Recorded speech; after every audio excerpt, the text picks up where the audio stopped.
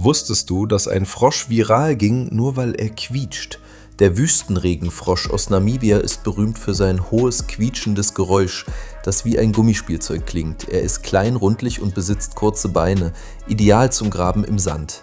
Tagsüber versteckt er sich unter der Erde, nachts kommt er heraus, wenn die Luft feucht genug ist.